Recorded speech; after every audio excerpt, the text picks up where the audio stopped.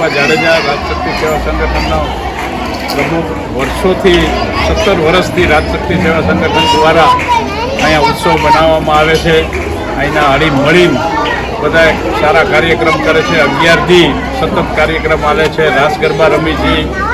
આવતા વખતે ભંડારો પણ કરેલો હતો અને અવનવી કાર્યક્રમ થાય છે. આજ મહાઆરતી હતી, દીપમાળા છે, અગાઉ પણ અણકોટ પણ કરેલો છે.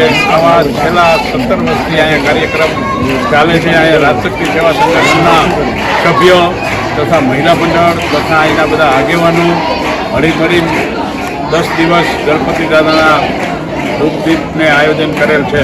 વિસર્જન આવતીકાલે 17 તારીખે અને અમે ગણપતિ પ્યોર માટીના જ બનાવી છીએ અને અમે અહીંયા જ વિસર્જન કરી છીએ અને એની જે માટી રહી એ ઘરે ઘરે પોગાડી છીએ જેથી કરીને પ્રદૂષણને કોઈ નુકસાન ન થાય. અને હું તો બધાને અપીલ કરું છું કે આ ગણપતિ માટીના જ બધા લઈએ અને અહીંયા જ વિસર્જન કરે અને બને ત્યાં લગી નદી અને તળાવે ન જાય. જે આવી ઘટના બને છે એ આપણા માટે દુર્ભાગ્ય કહેવાય. એટલે અમે અહીંયા જ વિસર્જન કરી છીએ દાદાનું બધા સાથે મળી. રાજશક્તિ સેવા સંગઠનના કાર્યકરો તેમજ રાજશક્તિ સંગઠનના મહિલા મંડળ તેમજ બચ્ચા મંડળને બધાએ સાથે મળી ખૂબ આનંદ ઉત્સવ કરે છે અને દાદાની કૃપા છે ફરીથી પાછા દાદા આવે એવી પ્રાર્થના. જય જય ગણપતિ દાદા, જય જય ગણપતિ દાદા, જય જય ગણપતિ દાદા.